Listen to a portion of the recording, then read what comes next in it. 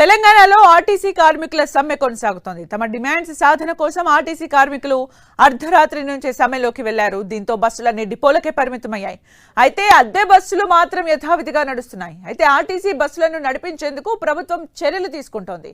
Police బందోబస్తు మధ్య బస్సులు నడిపేందుకు యత్నిస్తోంది.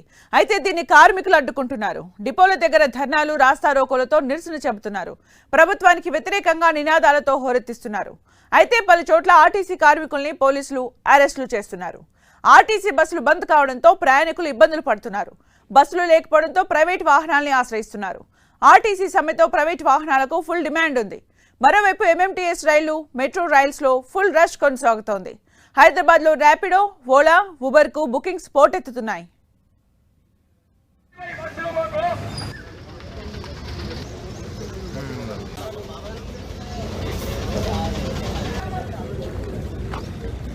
తెలంగాణ వ్యాప్తంగా జిల్లాలలో కూడా ఆర్టీసీ సమ్మె ఎఫెక్ట్ కనిపిస్తోంది. మనం 10 స్క్రీన్ పైన చూడొచ్చు. 10 జిల్లాలకు సంబంధించిన కూడా విజువల్స్ మనం 10 స్క్రీన్ పైన చూడొచ్చు. హైదరాబాద్, రంగారెడ్డి, నల్గొండ, మహబూబ్ నగర్, ఖమ్మం, వరంగల్, కరీంనగర్, మెదక్, ఆదిలాబాద్, నిజామాబాద్ ప్రతి చోట కూడా ఆర్టీసీ కార్మికులు సమ్మెలో ఆందోళనలు చేపడుతున్నారు. రాస్తారోకో చేస్తున్నారు. రోడ్స్ పైకి వచ్చి మరి తమ నిరసన వ్యక్తం చేస్తున్నారు.